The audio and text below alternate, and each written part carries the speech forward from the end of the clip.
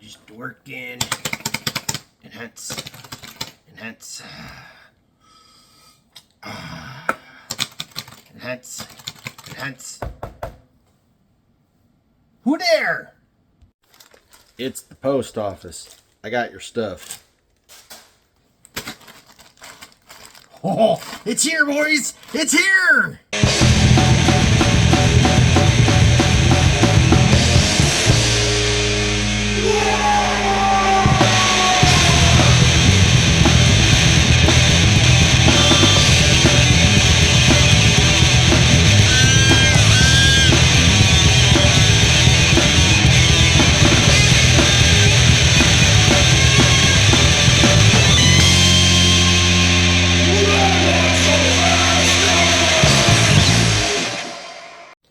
Waaagh! That's right, welcome back to the Red Ones Go Faster, the fastest growing Warhammer channel in all of YouTube. Cause it's red. I'm old Big Mek, and well, it's finally arrived. My actual shirt design for Red Squig Energy. Let's open it up together, huh? Oh, here we go, this is gonna be good. So for those of you that don't know, I designed this shirt. This is my own idea. And yeah, I thought it was so good that I actually learned how to do some 2D stuff on the computer because I'm an old school by hand artist. And this is my first sample of it. Ready? Red Squig, it gives you Waaagh! Check it out, boys. It exists. It is a real shirt. It's not just some paper taped to my chest. It's Red Squig, and it gives you Waaagh. Look at them beautiful squiggies, right? Yeah, so if you want your own Red Squig shirt, click on the link in the description below to our Teespring.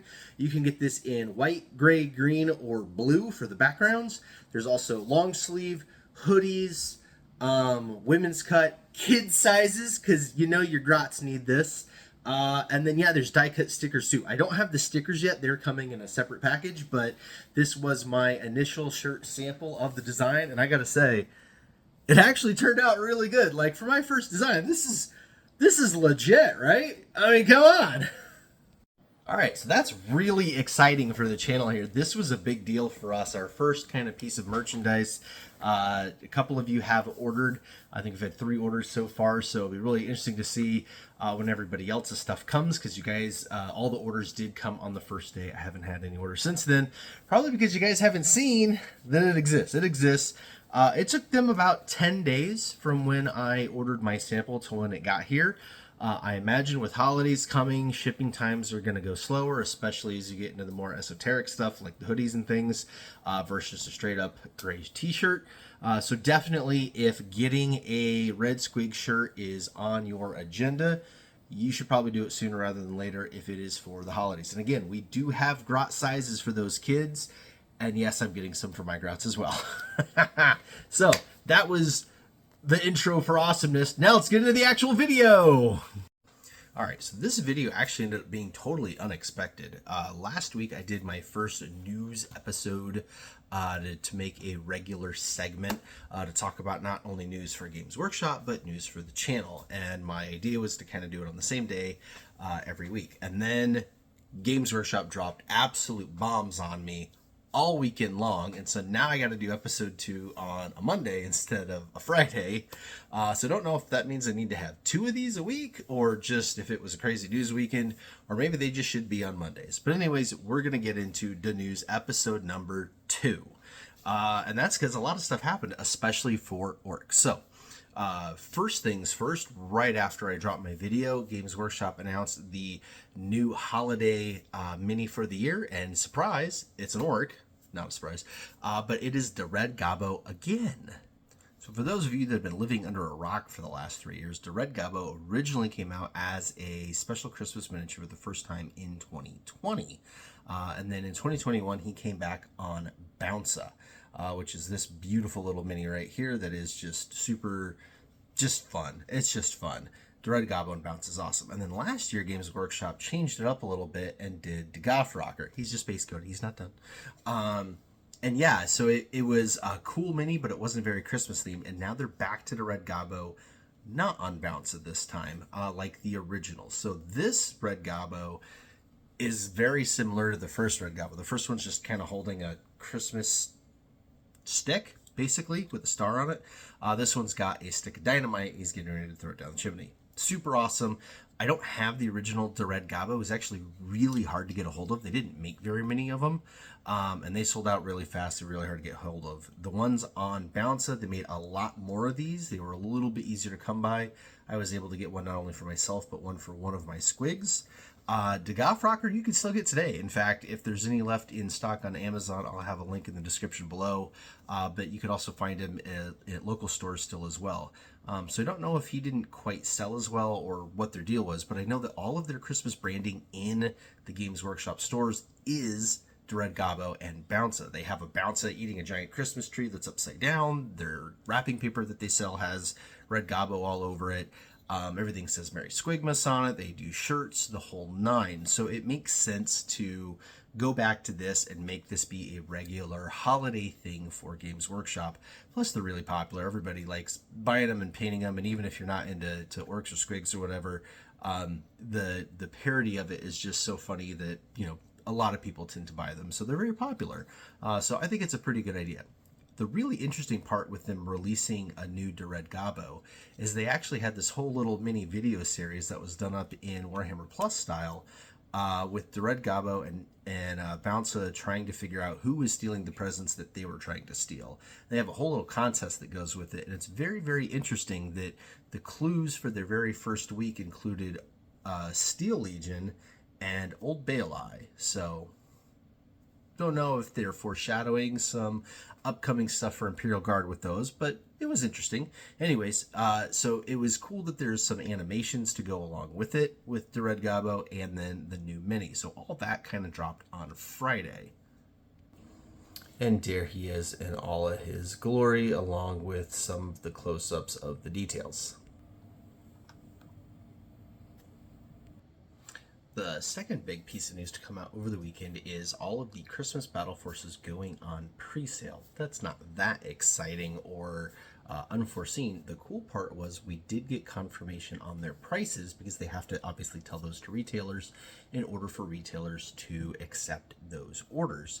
The US price on all of the 40K boxes is $230, which is actually an extremely good deal.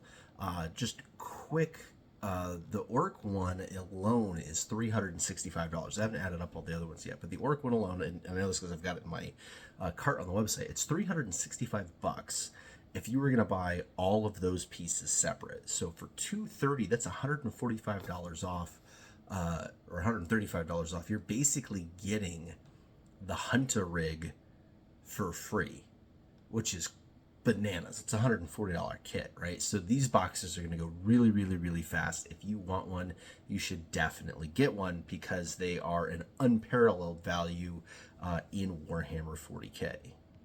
I will be doing a full breakdown video of points, dollars, and values of each box in a separate video for each faction, along with a what to buy next and how well it works with the Combat Patrol, because those are one of my favorite videos to do, and so you will be seeing that coming throughout the week. Anyways, the final piece of news from Games Workshop was today, actually, brand new combat patrols for the next two armies coming out in the Codex series, which is going to be Necrons and Adeptus Mechanicus. So they both got brand new combat patrols. The Necron one, I'm pretty certain, is an old half of the Indominus box or something like that. They look like the ones that have been around forever. Sure, not seeing a lot of chatter online about it being really exciting. The Mechanicus one, though, however, has a lot of people excited. It's a really good mix of units. And it appears to play well with the older Mechanicus box. There was a little piece in that article that I think a lot of people are missing, though. And that's this piece right here. The current combat patrol for the Adeptus Mechanicus, the Purge Court Deltic 9, the current one is the Maniple Alpha, aren't going anywhere. You'll be able to use both combat patrols. Interestingly, though, the Necron Combat Patrol, the old one, does not say that you can still use it.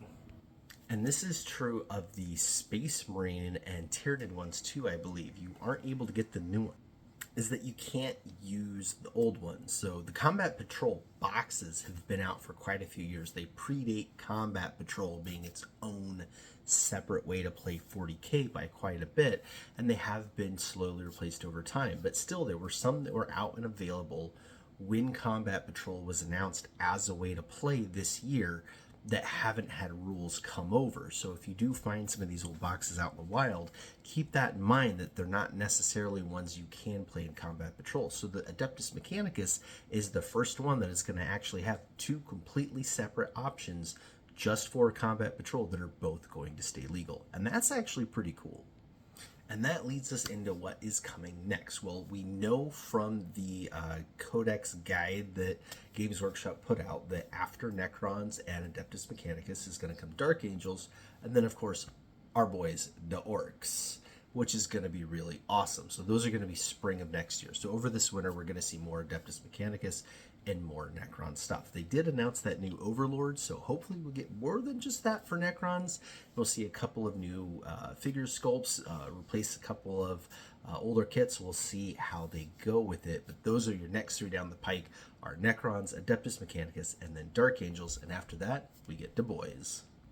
All right, and finally moving on to news for the channel itself and the things that we've got coming up in the next week or so. Obviously, first of all, is the Red Squig energy shirts are indeed being printed and are pretty darn awesome. So check the links down in the description below if you want one of those.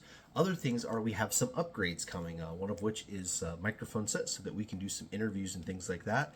I'm hoping to have a video out with at least one, if not more, interviews very shortly. This will also help make our audio better for battle reports, which is another thing that I will be working on, although that's a longer term project. I did figure out filming my battle report for October that it's really hard to both play in the battle report and film it. So the next one will be two players that are not myself playing the battle report so that I can concentrate on filming it, getting good shots and everything, narrating it, you know, seeing the dice rolls and things like that. It's really hard to do both of those things at the same time. So we'll give that one another go and see where it takes us. Other videos coming down the pike or other things happening is over on our Patreon. There is a poll on what army to work on in November. So obviously in October we worked on the Orcs all October long, added almost 1,000 points worth of newly painted minis to the force. Now it's November. I'm not going to hit it nearly as hard, but I do have multiple armies to choose from, and I decided that a great way to say thank you to my 33 patrons, and especially the 4 that are paying, is to let them have a choice on what army they want to see me work on next. And I do have a couple of really interesting choices. I do have old school metal Valhallans for Imperial Guard. I do have an all Primaris force for Space Marines. I have Black Templar, and then we have really old school Eldar Craft World style to play with.